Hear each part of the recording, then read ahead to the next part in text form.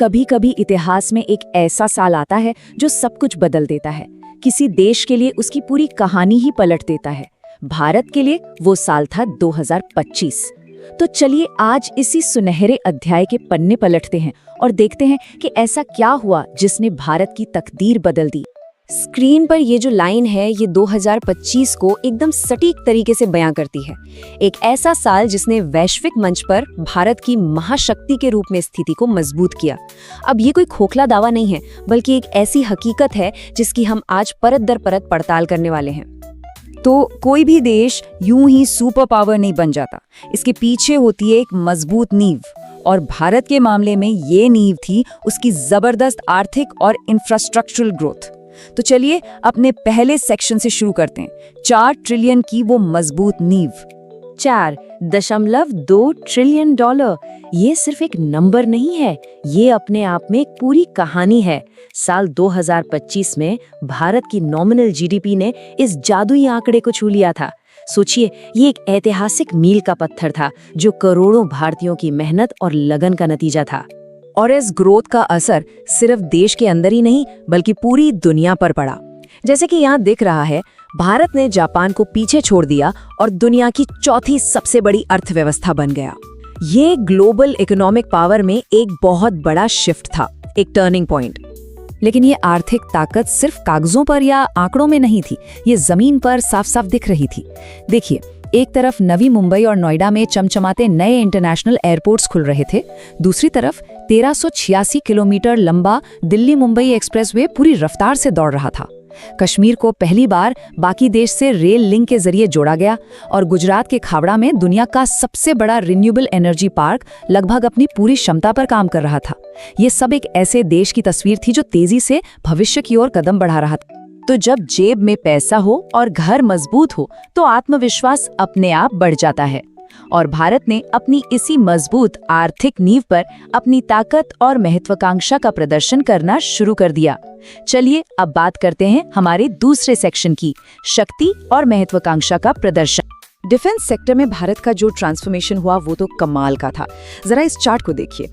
एक समय था जब भारत दुनिया के सबसे बड़े हथियार खरीदारों में से एक था, और 2025 आते आते भारत दुनिया के प्रमुख हथियार बेचने वालों में शामिल हो गया। ये आत्मनिर्भर भारत का सबसे बड़ा और जीता जागता सबूत था। और ये बदलाव सिर्फ हवा में नहीं था। आंकड़े देखिए, डिफेंस एक्सपोर्ट 23,000 करोड़ रुपए के पार चला गया, एक नया रिकॉर्ड। भारत 100 से भी ज्यादा देशों को अपने हथियार बेच रहा था। और कौन से हथियार? दुनिया की सबसे तेज supersonic cruise missile BrahMos, Pinaka rocket system और हमारे अपने तेजस फाइटर जेट के कंपोनेंट्स। ये सब भारत की बढ़ती टेक्नोलॉजिकल पावर का सिंबल बन गए थे। डिफेंस तो ठीक है, लेकिन भारत की नजरें तो आसमान पर थीं, अंतरिक्ष पर। इसरो ने एक कमाल का मिशन पूरा किया, स्पैडेक्स यानी स्पेस डॉकिंग एक्सपेरिमेंट। आसान भाषा में कहें तो स्पेस में 2 सैटेलाइट्स को आपस में जोड़ने की कला। ये एक बहुत ही क्रिटिकल टेक्नोलॉजी है, और ये भारत के अपने स्पेस स्टेशन, भारतीय अंतरिक्ष स्टेशन को बनाने की दिशा में एक बहुत बड़ा कदम था। असल में 2025 तो स्पेस में भारत के लिए एक एक्शन पैक्ड साल था। जरा इस टाइमलाइन पर नजर डालिए। जनवरी में स्पेडेक्स मिशन कामयाब हुआ। जुलाई में नासा इसरो का joint mission Nisar satellite launch हुआ। पूरे साल गगनयान मिशन अपने सबसे जरूरी फेज में था, और एक्सियम 4 मिशन के तहत एक भारतीय इंटरनेशनल स्पेस स्टेशन भी पहुंचा। एक के बाद एक बड़ी सफलताएं। तो मिलिट्री और इकोनॉमिक पावर तो हो गई, हार्ड पावर। लेकिन 2025 में भारत की सॉफ्ट पावर ने भी दुनिया में धूम मचा दी, यानी अपनी संस्कृति, खेल और डिप्लोमेसी के जरिए दुनिया पर असर डालना। तो अब हमारा तीसरा सेक्शन इसी पर है, विश्व मंच पर भारत का बढ़ता प्रभाव। 45 करोड़, जी हाँ, 450 मिलियन लोग, ये 2025 के महाकुंभ में आए श्रद्धालुओं की संख्या थी।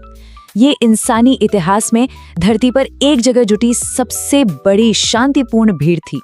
जरा इस आंकड़े की विशालता को महसूस कीजिए। तो सवाल ये उठता है कि आखिर इतने बड़े, इतने विशाल आयोजन को मैनेज कैसे किया गया?